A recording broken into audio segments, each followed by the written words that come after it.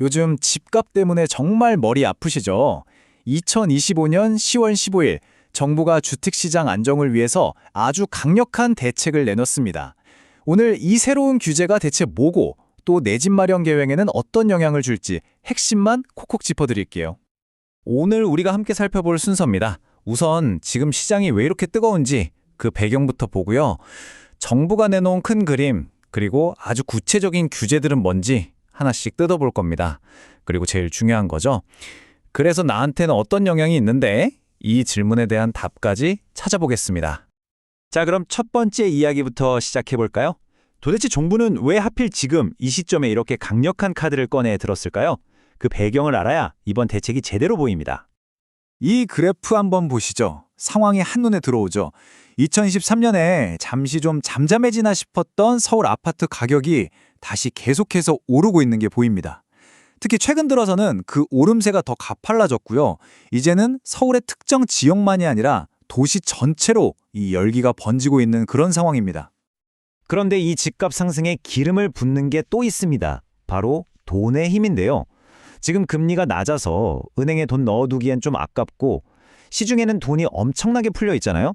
그러니까 지금 갈 곳 잃은 이 막대한 돈들이 전부 부동산 시장으로 한꺼번에 쏠릴 수 있는 아주 위험한 상황이라는 겁니다. 정부가 현재 상황을 얼마나 심각하게 보고 있는지 보여주는 대목입니다. 이건 단순히 집값이 좀 오르네 이 정도의 문제가 아니라 경제 전체를 흔들 수 있는 아주 중대한 위협이다. 바로 이 위기의식이 이번 대책의 출발점이라고 할 수 있겠습니다. 자, 그럼 이런 문제들을 해결하기 위해서 정부가 내놓은 큰 그림, 그 마스터 플랜은 과연 뭘까요? 바로 시장 안정을 위한 4가지 핵심 전략입니다. 정부의 계획은 이 4가지 큰 기둥 위에 세워져 있습니다. 제가 아주 쉽게 설명해 드릴게요. 첫째, 어떻게든 시장부터 잡겠다. 둘째, 돈 엉뚱한 데 쓰지 말고 경제 살리는 대로 돌려라. 셋째, 짐으로 대박 나는 거 이제 좀 막겠다. 마지막으로 넷째, 불법 투기는 아예 뿌리 뽑겠다. 이겁니다. 앞으로 우리가 볼 모든 규제들은 다 이 목표들을 향해 있는 거죠. 자, 이제부터가 진짜 본론입니다. 우리 삶에 직접적으로 와닿을 그 새로운 규제들 지금부터 하나하나 샅샅이 파헤쳐 보겠습니다. 아마 제일 궁금하신 게 이거 아닐까요? 그래서 대체 어디가? 이번 규제의 핵심 타겟이 된 지역들 바로 확인해 보겠습니다. 보시면요, 서울은 25개 구 전체가 하나의 거대한 규제 그물망 안으로 들어왔다고 보시면 되고요. 경기도에서도 집값 좀 오른다 하는 곳들, 과천, 분당, 광명 같은 핵심 지역 12곳이 싹 다 포함됐습니다. 한마디로 수도권 핫플레이스는 거의 다 묶였다 이렇게 생각하시면 쉽습니다. 규제 지역으로 묶이면 뭐가 달라지냐? 와, 정말 많은 게 달라지는데요. 이 표에서 딱 2가지만 기억하세요. 바로 대출하고 세금입니다. 주택담보대출 비율 LTV가 40%로 꽉 묶이고요. 집이 여러 채인 사람은 사실상 대출이 막힙니다. 그리고 양도세 안 내려면요, 이제 2년 보유는 기본이고 그 집에 직접 2년 들어가 살아야 하는 조건까지 붙습니다. 그런데요, 이게 끝이 아닙니다. 단순히 특정 지역만 묶는 걸 넘어서요, 이제는 아예 돈을 빌리는 룰 자체가 바뀝니다. 이게 훨씬 더 중요해요. 이 표가 정말 핵심인데요. 쉽게 말해서 이제부터는 집값에 따라서 대출받을 수 있는 총액이 정해져 버리는 거예요. 예를 들어 내가 15억짜리 집을 산다? 그럼 최대 6억까지만 대출이 나와요. 근데 만약에 20억짜리 집으로 눈을 돌리면 대출 한도는 오히려 4억으로 줄어듭니다. 초고가 주택은 2억이 한도고요. 즉, 집이 비싸질수록 내 돈이 훨씬 더 많이 필요해진다는 뜻이죠. 그리고 이건 좀 머리 아플 수 있는데 꼭 아셔야 합니다. 바로 스트레스 DSR이라는 건데요. 뭐냐면 은행이 저한테 돈을 빌려주기 전에 일종의 압박 면접을 보는 거라고 생각하시면 돼요. 너 나중에 금리 확 올라도 이자랑 원금 꼬박꼬박 낼 수 있어? 이걸 미리 테스트해 보는 거죠.